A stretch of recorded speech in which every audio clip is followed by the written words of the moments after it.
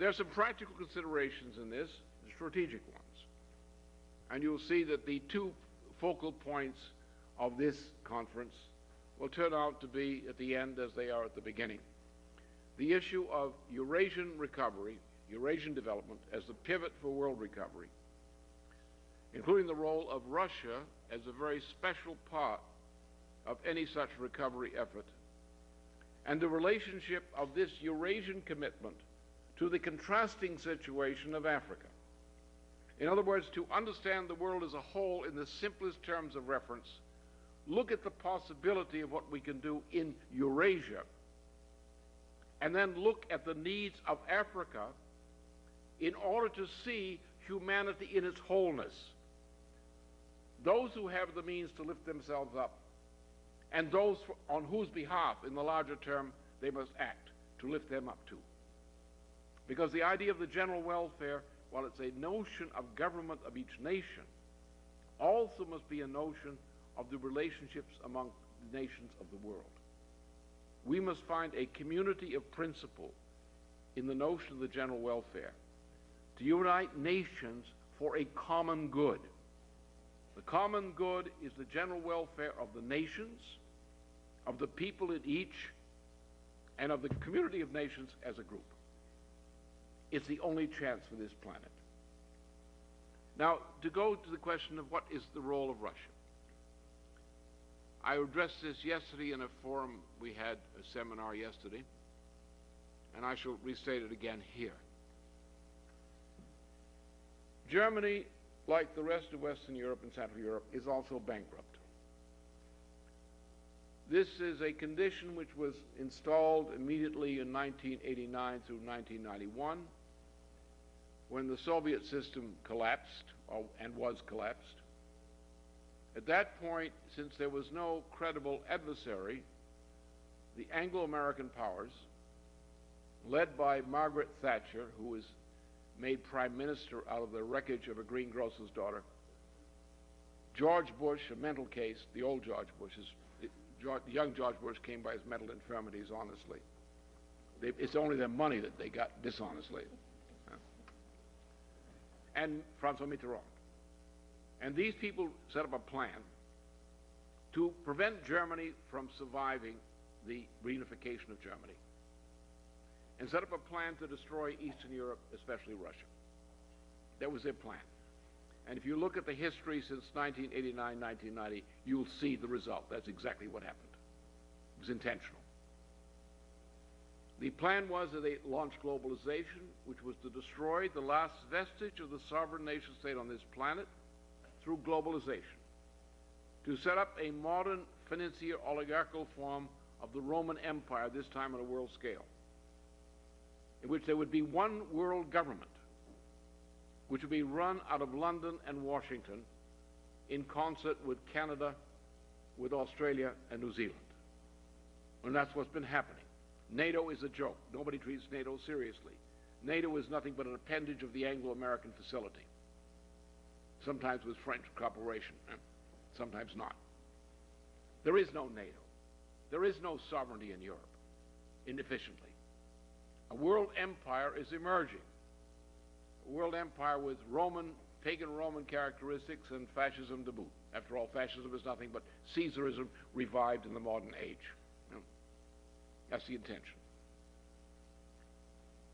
So under these conditions, Germany, which is being ruined, and you see it, the Chancellor every time they turn around, Eichel every time he turns around, they're cutting more, they're cutting more. The situation is desperate. The budget is unbalanced. The French budget is unbalanced. The Italian budget, well, they're used to it, so they put up with it better. It's always unbalanced. Other countries' budgets are unbalanced. They're cutting, but they're already below break-even, long below break-even. These nations cannot survive on their present budgets. They cannot survive physically on their present budgets. They're headed toward hell with no way out, no exit in sight. Now, Germany used to be the pivot of the European economy. And since they got rid of de Gaulle in France and so forth and crushed Italy, that most of Europe couldn't earn its own living, Western Europe. And the way in which Western Europe as a whole survived was through the margin contributed from Germany, a Germany whose ability to contribute to support the rest of the poor nations of Europe. They were all living on the German dole. Was Germany's high technology export capabilities.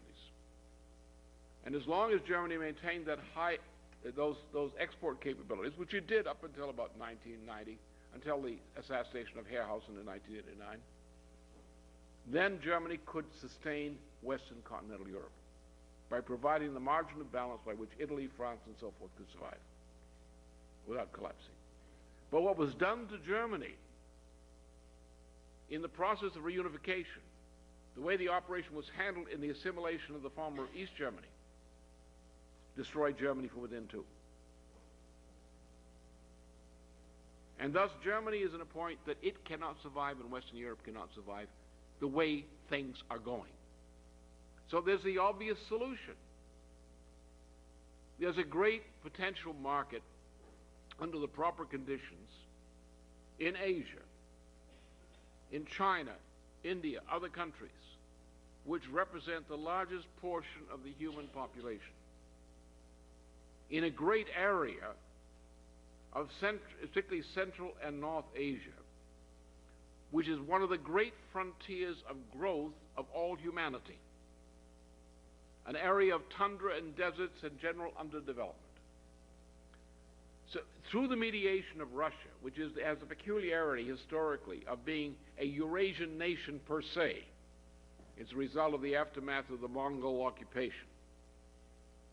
Through that mediation, it's possible for Europe to unite with Russia and nations in Asia to set up a long-term system under which, instead of consumer goods markets for these countries and consumer goods investments for these countries, you set up long-term development of the productive powers of labor in these nations, which means you're talking about a generation or more, which means a system of long-term credit issued by those nations which are producing the greater part of the technology production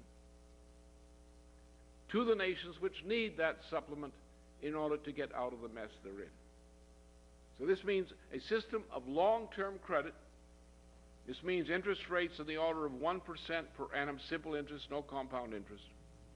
Long-term agreements under which the great markets called need in South Asia, Southeast Asia, East Asia, now come into a partnership with Europe, with Russia, with Japan, and so forth, in order to create a great economic boom with some of the same features that were used to rebuild Western Europe in the immediate post-war period through the various Marshall Plan, other programs, through the Kreditanstalt for Wiederaufbau in Germany, for example. That kind of program for a generation of recovery, a generation of progress, a generation of development. And in order to make this work, as has been understood for more than a century, and almost a century and a half now, the only way this could be worked was to develop a system of infrastructural development which would effectively link the Atlantic Ocean to the Pacific Ocean across Eurasia. Now this is not railroads, this is not Silk Roads. These are corridors of development, corridors which run a range of, say, 100 kilometers in width, up to 100 kilometers, from the Atlantic to the Pacific, going in various directions, north, south, and so forth. Along these routes, as we did in the United States with the Transcontinental Railroad, that the area on either side of the transportation axis becomes immediately in and of itself a sustainable area of economic development. Then by that means you can branch out from the main corridors into subsidiary corridors of development and capture the area. If we make that kind of link, you have one interesting change occurs immediately. For as long as we know, mankind's economy has been dominated by the oceans. Contrary to all these theories that the British biblical archaeologists tell you, civilization did not come from inland and march down the rivers to the seas. It went the other way.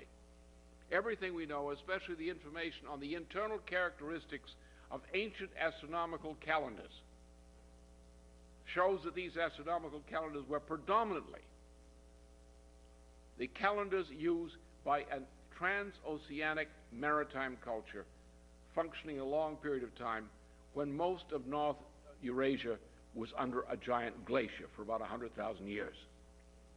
And during that period, most of what became later civilization was running around the oceans. And from the time that these maritime cultures came back into Eurasia, following the melting of the glacier about 20,000 years ago, when that began, was to move inland. And the first directions were to move along the great riverways inland, to move along the coastways close to the seas and close to the maritime traffic.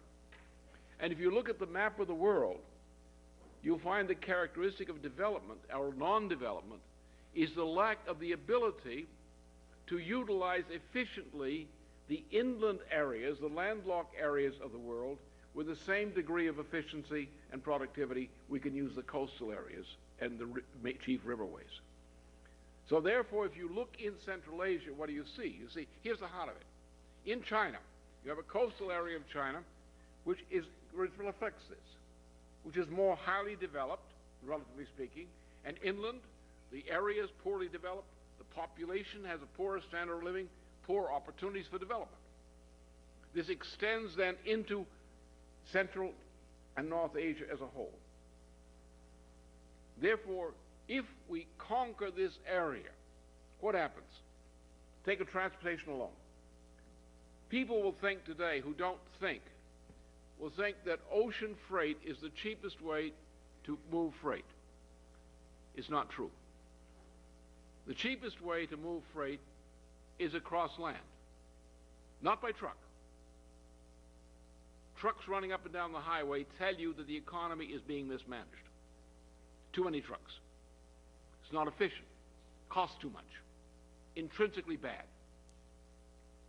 Railways are much better. Integrated transport systems featuring railways, especially magnetic levitation systems, are excellent. Magnetic levitation systems move passengers more rapidly, but magnetic levitation systems for moving cargo, for freight, that is really a wonder. That's where the payoff comes. If you can move freight from Rotterdam to Tokyo at an average rate of 300 kilometers per hour without much stopping along the way,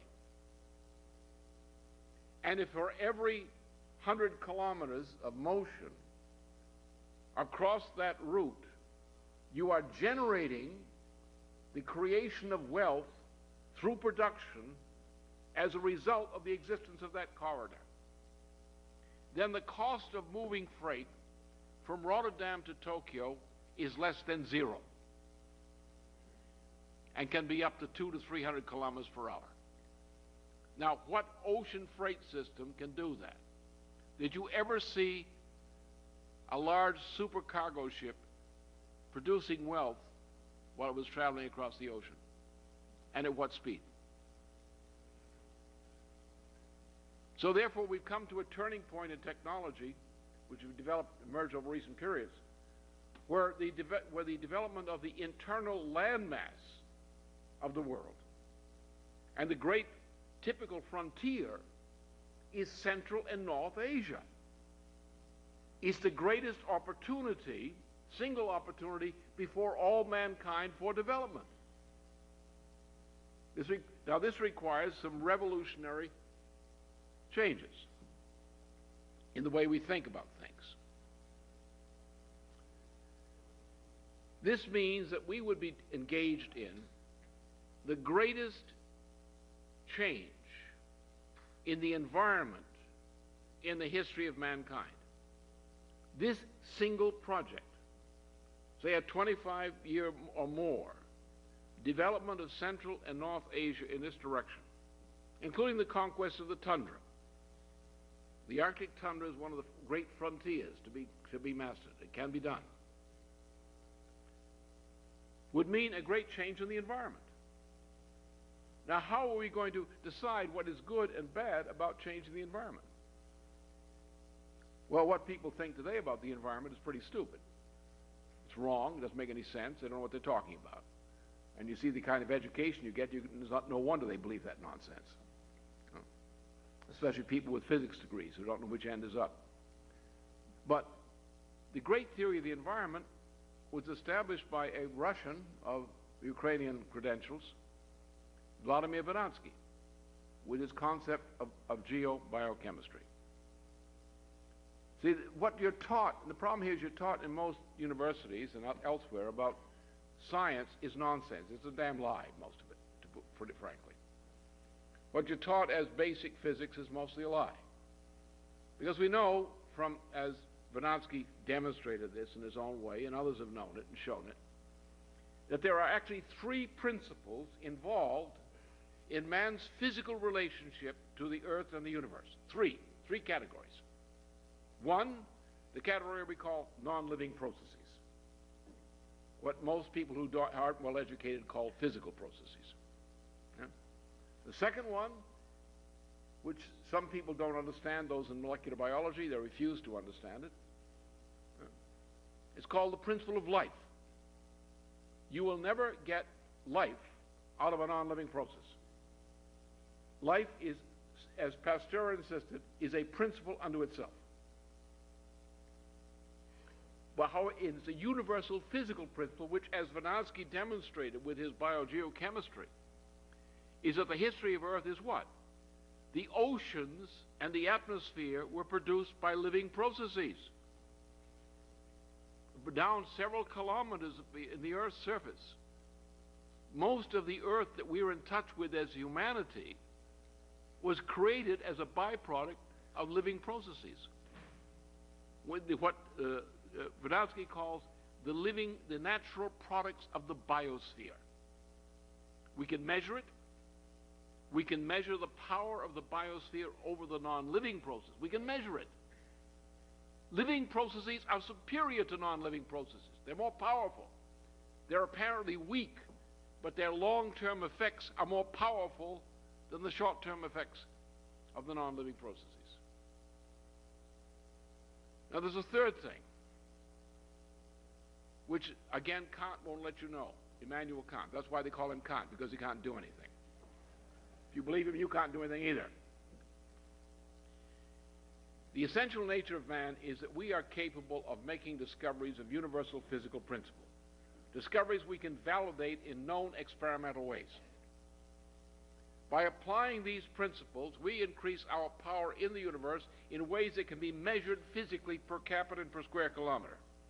We can measure this in terms of the demographic effect of this kind of action. That is, does the human species improve its life expectancy, its power to exist in the universe as a result of this? Yes, it does. That's good.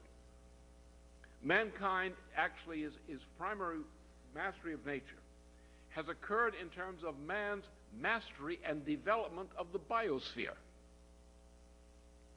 So actually, the biosphere is including what we call basic economic infrastructure, such as waterways, power systems, transportation systems.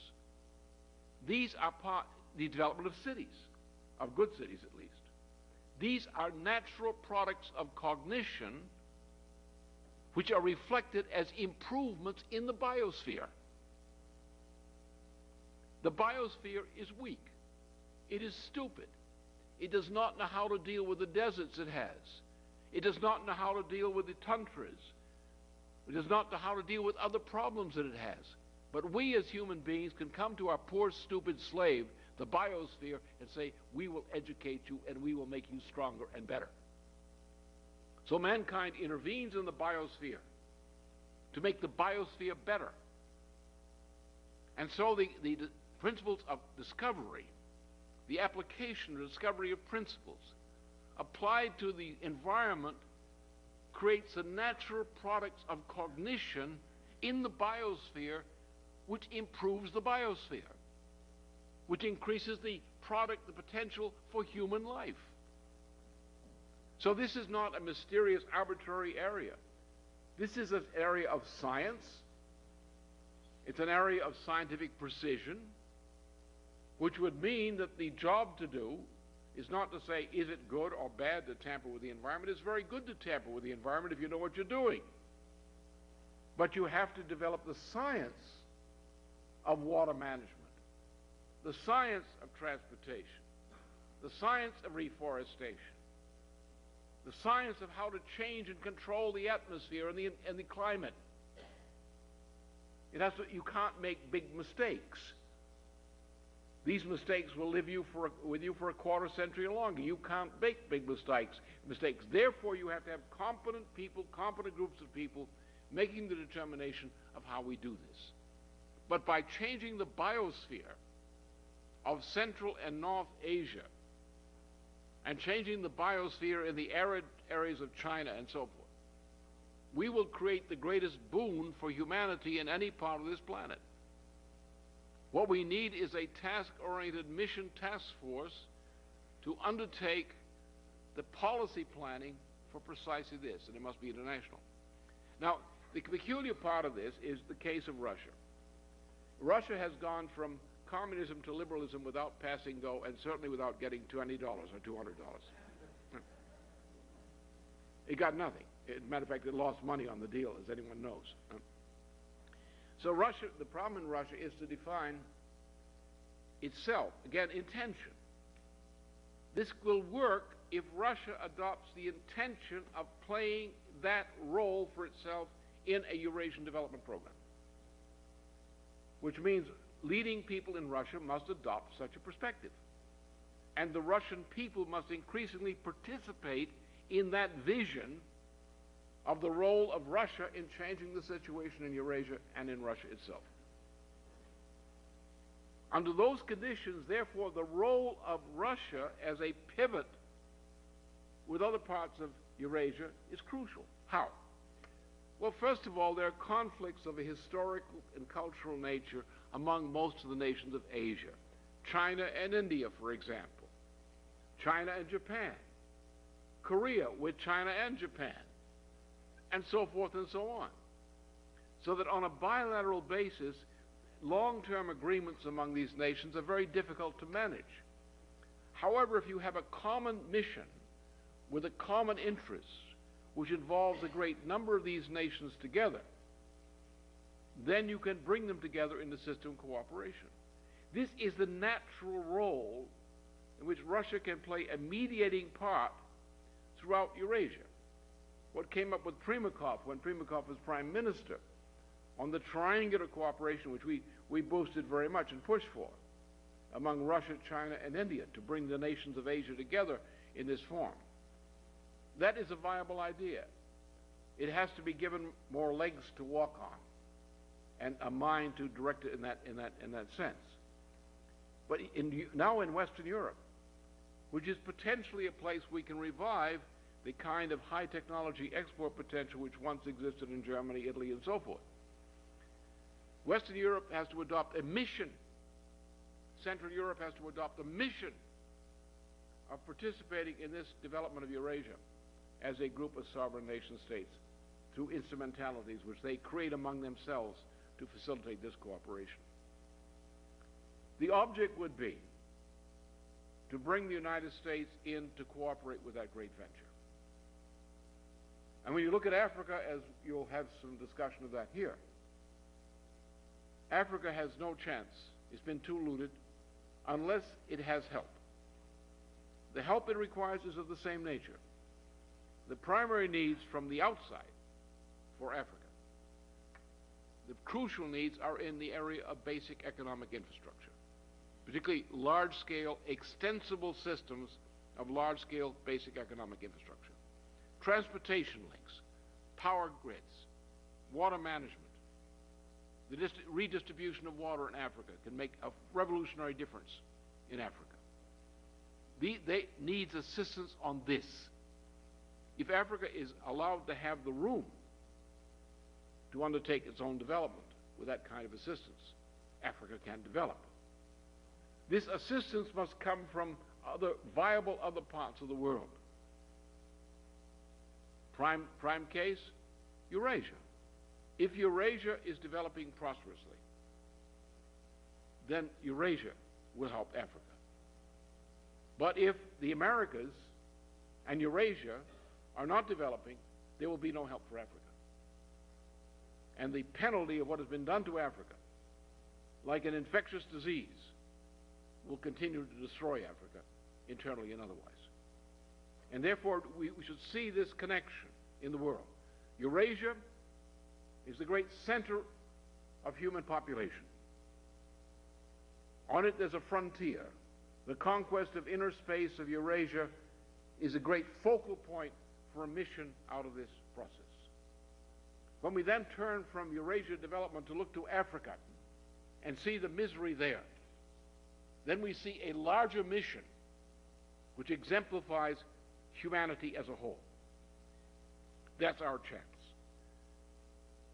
In the United States, we find in this process, as around the D.C. general fight, which we have not won, but we're fighting as nobody thought we could.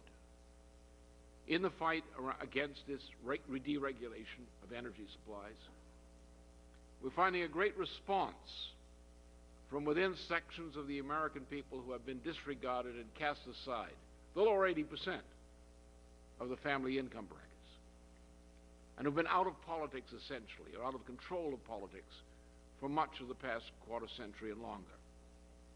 They're responding. They're responding why? Because my friends and I are intervening with people in the Democratic Party, all kinds of people, to bring them together around the idea of establishing the general welfare as a principle. The reference for that is easy. The general welfare principle, as Helga will indicate tomorrow, is an old principle in European civilization. It's one of the characteristic benefits of European civilization to all humanity, that concept as developed. The idea of the sovereign nation state as the alternative to empire. That's the great contribution. But in a most recent period, in a period which is most comparable in immediate recollection to that now, was the period of the Great Depression of the 1930s, when stupidity similar to that which rules the United States today, the stupidity of Teddy Roosevelt, that fascist, the stupidity of Woodrow Wilson, that Ku Klux Klan racist, the stupidity of Coolidge, who talked too much. That's why he didn't talk. He got himself into trouble every time he opened his mouth, so he didn't talk, at least not in public. These people, along with Mellon, destroyed the United States and destroyed much of the rest of the world. So Franklin Roosevelt came in very simply. Franklin Roosevelt had poliomyelitis, was crippled. He fought against the crippling effect of polio, and during this period restudied his own roots. He was a descendant of one of the collaborators of Alexander Hamilton some centuries before. And he studied found again his roots in the American Revolution, and brought forth as governor of New York and as candidate for president of the United States, brought forth a conception which transformed that traditionally ultra-racist party called the Democratic Party. Remember, the Democratic Party was conceived as a racist, treasonous party, and remained so until Roosevelt became president, even though there were some decent people in it from time to time. Roosevelt changed that. Roosevelt transformed the Democratic Party from the party of racism and treason into a party which is committed to the promotion of the general welfare. Not that he was able to act with a sweep of the hand to install the general welfare, but he fought to establish the principle. And most important, he fought to establish the principle in the minds of the American citizens. See, we are not emperors. We cannot, with our wave of the hand, declare a principle and then impose it by our will on people. The way we convey a principle is as philosophers in action, who convince people that that principle is the way in which they ought to live and act. And when a people is aroused to act for that principle, then the great good comes. The great good does not, no man is a god.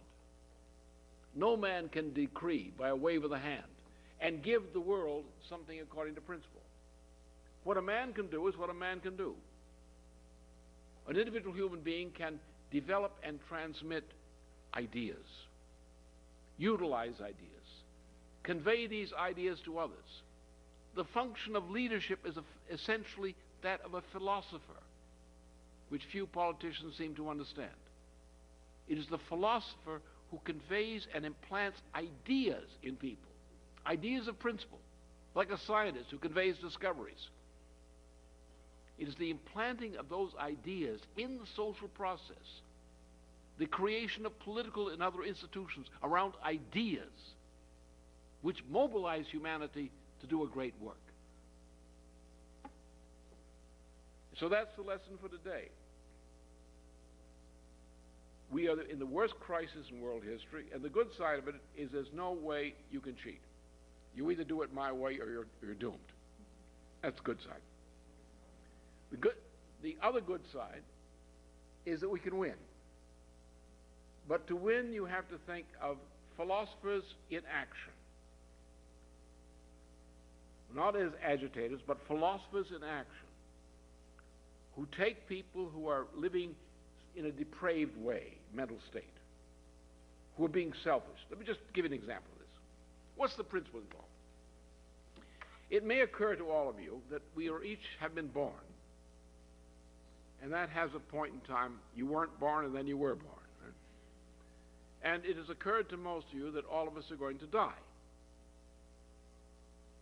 Even George Bush, who may be already dead for all I know from there may just be a mechanical device out there they use instead and pass them off to us. All right. So therefore, when somebody talks about my self-interest, what is their self-interest? If you're going to die, what becomes of your self-interest the minute you die? Your self-interest in pleasure? Your self-interest in gluttony? The self-interest in riches? What happens to those things? They go.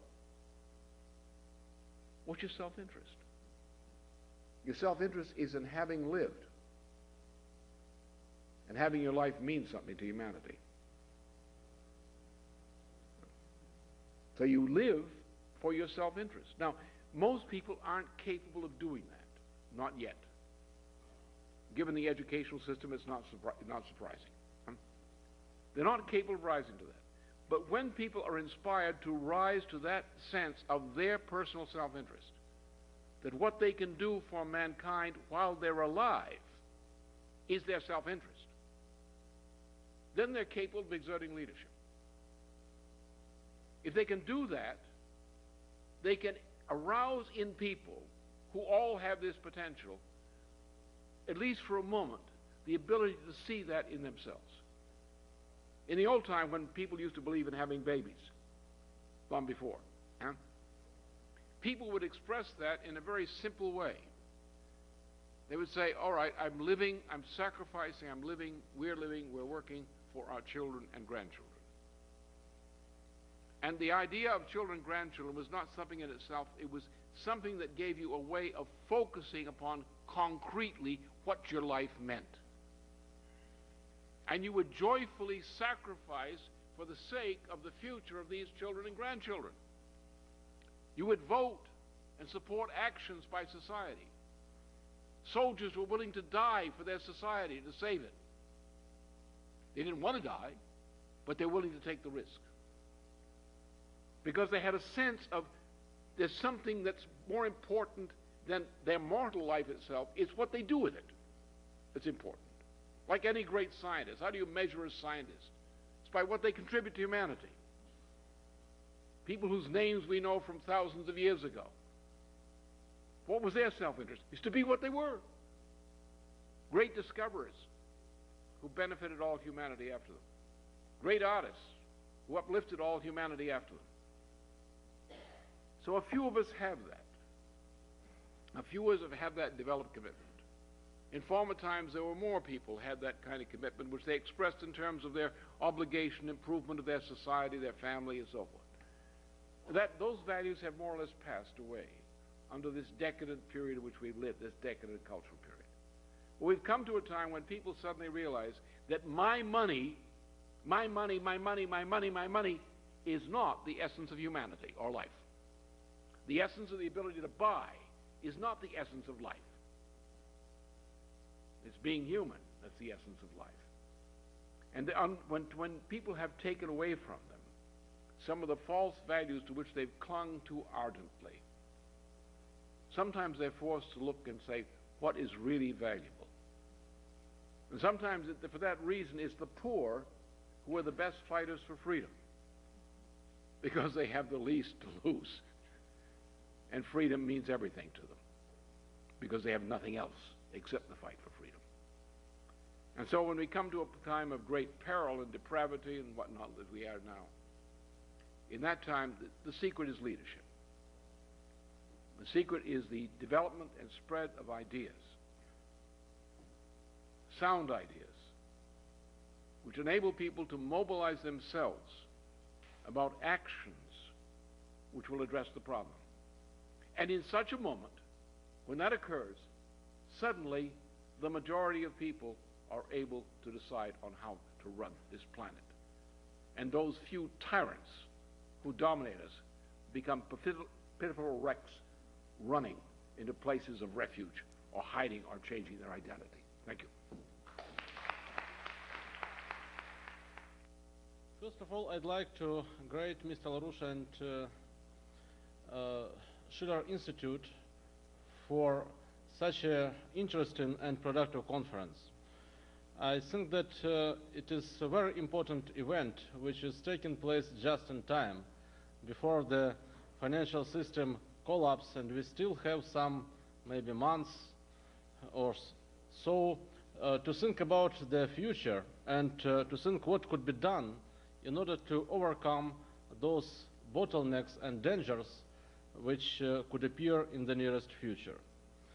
For me, it is a great pleasure and honor to participate in this conference and to share some ideas on those subjects which Mr. LaRouche raised in his brilliant presentation.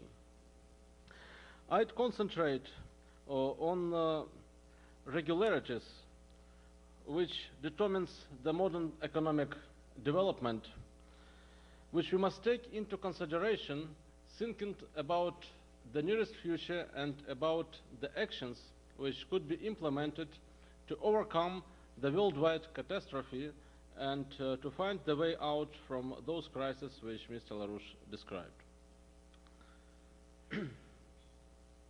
Mr. LaRouche showed that we are facing the crisis of global financial system and the present global economic order. But how this crisis change the global system? Whether the globalization process stops or it will find the new forms, or perhaps the world economy will collapse in some regions which will try to find out their own way from the chaos, or the world oligarchy will find the new opportunities to create the new global order based on horror, terrorism, or worldwide dictatorship. What could happen? In order to answer all these questions, I think we shall take into account some important features of the present globalization process.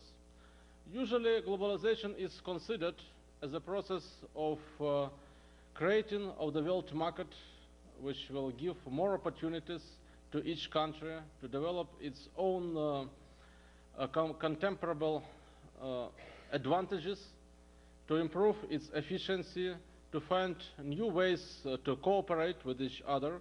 And according to the mainstream in economic theory, this creation of the worldwide markets also is the creation of the new opportunities and increasing of the efficiency, not only of the world economy, but the efficiency of the economy of each country participating in globalization process.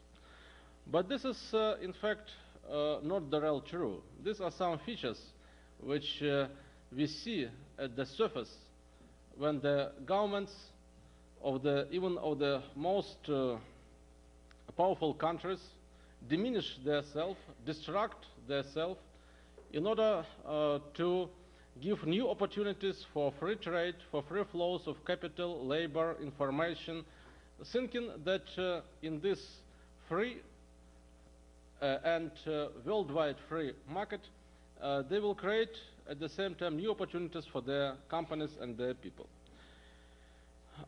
We must take into the mind the other part, the other side of the medal of the globalization process. In fact, it is not only the integration of the different countries into the one world market, it is also the disintegration of the world, where we can see the very small number of highly developed countries which concentrate wealth, concentrate power, concentrate capital, concentrate information and knowledge, the large periphery of this core of the world economy, where we see growing inequality, poverty, the huge flow out of capital, the huge brain drains, and so forth. And finally, we see also the emerging set of the so-called dead states and even dead countries, which nobody cares what happens there. So the present globalization process includes regularities which leads to the polarization of the countries by means of unequal exchange of goods, capital, and information. The core of the global system, which includes North American, Western European countries, and Japan with some new industrialized countries, in fact, concentrate the possibilities to extract rent from all our other world. These possibilities emerged from two main sources. The first source is the leading role of the technological change in the worldwide development. The share of science and technological progress in economic growth at the moment in the developed countries is accountable to 3/4, or according to some calculations, even to the 95% of growth of GDP. It means that those countries and those companies, those structures in the world market which concentrate intellectual potential and which are able to produce new technologies, new opportunities for production and for taking profits, in fact, has opportunity to have intellectual rent through the unequal trade with other world, with other partners.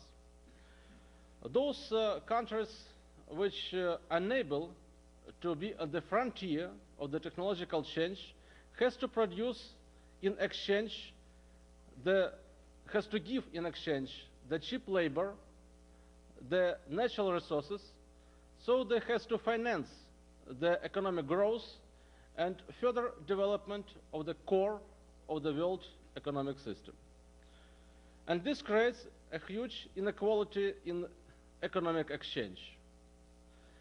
If we look for the present markets, we can see that the science-intensive products has about 50% even more in their price as intellectual rent. These are super profits which they get from the exchange in the market. So, as Mr. LaRouche showed in his speech and in his papers, such kind of economic order inevitably should collapse for obvious reasons which leads to the collapse of any kind of financial pyramid, which we see not only in Russian experience, but also in the financial crisis in Asia recently, before financial crisis in Mexico, and so forth. I do not have time to speak about experience of various countries which trying to find their way in this difficult situation. But I am sure that each country could contribute in this. And in Russia, we also have discussion what will be the further economic policy. Either we shall continue to the policy which already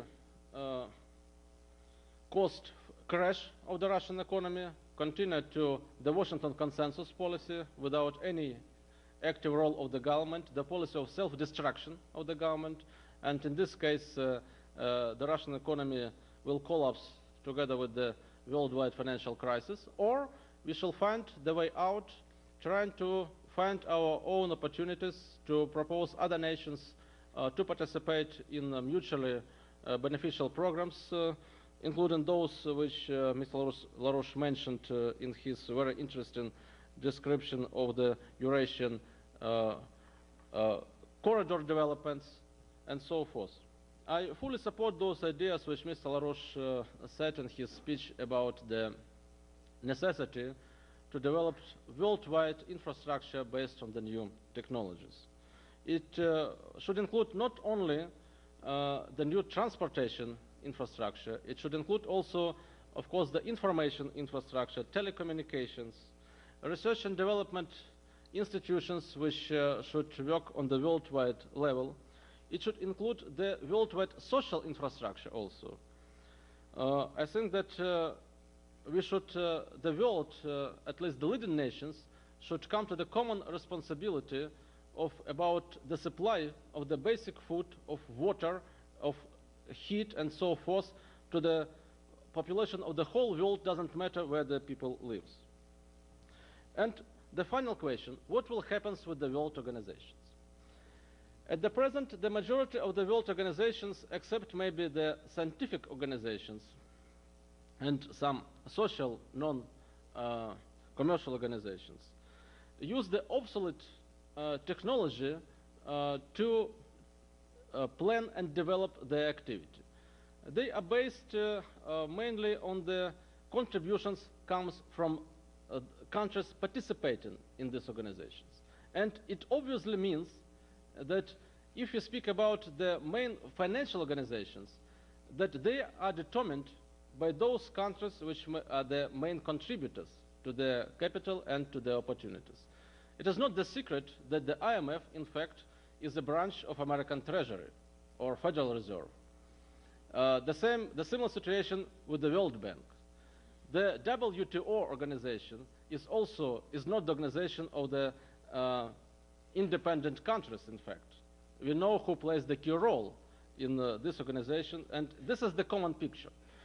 As far as we are speaking about the new economic order, we should think, I think, about the new architecture of the world organizations, which must have their own opportunities to work at the worldwide level according to their task force. If we come to the situation when the worldwide money creation center appears, it means that together with it, the worldwide credit facilities appears as well. It is very difficult to speak about the cheap credits for the whole world for different countries if you do not have the world financial system. So if you come to the situation when the world currency is establishing, it means that the world organization, which will be in charge of this currency, which should be under the control of the nations which organize this mechanism, also have opportunity to create cheap credits to all over the world. Of course, such kind of ideas couldn't be implemented immediately. I think it is the step-by-step process. But in any case, we should think about the creation of the international investment opportunities, which will be controlled by the nations, but which will be based on their own economic activity. For instance, we could think about the worldwide tax on the transnational corporations. We could think about the worldwide tax on the currency speculations, and to use this taxation, at least of the speculative operations, in order to finance those infrastructure projects which are necessary for the whole mankind. In order to not only to think about all these opportunities, but to implement them, we need the political will. And I hope that this conference will contribute to this. I totally agree with Mr. LaRouche that Russia could play, and perhaps would play, the very important role in establishment that this new world architecture. But unfortunately, the Russian president is not among the participants in our conference. So we have a lot of problems in all the countries. And I hope that this conference will help us to solve these problems and to find the way out from the financial catastrophe. Thank you. As I notice, the substance, some substantive input and the effect of these conferences is increasing in time. It's not decreasing. You're not going down the hill. You're going up here.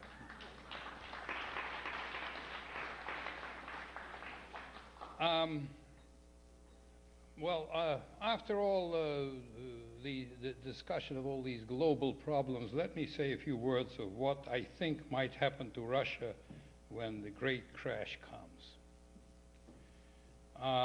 Well, I think that the situation as far as Russia is concerned is dangerous, but it's not fatal. 2 years ago, we still had an evil dummy in the Kremlin, Mr. Yeltsin. This was our Bush in a certain way, because a lot of things he did led to the destruction of the Russian economy. And if he would be around, I would say there wouldn't be any hope. If a crash came, Russia would certainly crash together with the whole world, and nothing would help it. But he's not there anymore, so, and Putin is not a dummy. He has his weaknesses, but he also has a vision of reviving Russia, which is very important. The government and Mr. Putin are fully aware, of course, that some kind of crisis or some kind of crash is coming in the world. Look at the way the Russians draft their budget for the year 2001 and 2002. The philosophy is that we should base the basic budget on a pessimistic assumption. If things turn out to be better, fine. We can earn more that way. We can receive more revenue, but we will not spend that revenue immediately. We will put it in a stabilization fund. This is a new idea, again promoted by Mr. Putin. Put it in a stabilization fund, which will be used partly to repay debts, but partly to finance the country in the poor years, in the bad years. Whether this will be enough to overcome the coming LaRouche crash or not, I don't know, but at least the government is thinking in that way, and that's very important. They're very cautious. They're very cautious. Okay, so now what is the main domestic danger? The main domestic danger is political, and I've pointed to it a few times. The main domestic danger is the liberal advisors and the liberal economists, the liberal political figures that are surrounding Mr. Putin and giving him wrong advice. Now, why are they so dangerous? Because, point number one, their basic philosophy is a do-nothing philosophy, contrary to what Lyndon has been suggesting. You don't wait for the crash to come. You prepare for the coming crash, to fight it, if you can, and with the means that are in your possession. You are, of course, the most un-American American that I've seen. You're very American, of course, because you're traditionally American, but you're from the best part of America.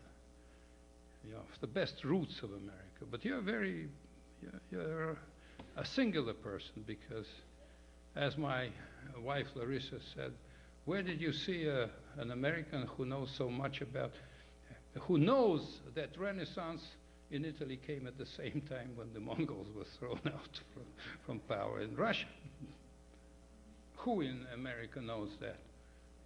They hardly know that you can go Russia west or east, and you'll get there. This is a fact. I've been in a family, an intelligent family, where the ladies were really surprised when I said, well, you know, you don't have to go across the Atlantic, you can go through the Bering Straits, and there was, you know, that kind of thing. But, so you are an exception, of course. You're not provincial. And you know your history, you know your philosophy, you're a great man. As I said in one of my articles about you in the Russian story about when you were running for president, I said, well, they won't let him in because he's like he's too large for the presidency of the United States. He's like like an elephant in the china shop, who breaks all the American china, cheap china, American china. The gist of what I'm saying is, of course, that the coming crash, if it comes, is not fatal for humanity. I think what Mr. Glaziev said, there are many ways of fighting it, there are many projects that have to be pushed without waiting for the crash to happen. It may happen in spite of the fact that we prepare for it, but we don't have to wait for it to happen. And we also are in need of wise and concerted action for the common good. And here I agree, it's not just a common good inside the countries. A new variation of the old theories of common good inside the country, you know, help the poor and so on. The beverage program and that kind of thing. But the common good is the common concerted actions of nations in the world, aimed at creating a just order. Not the kind of order that we have now, but the just kind of order. And by that action, and I agree with LaRouche here, we shall overcome, we shall win, and that's it.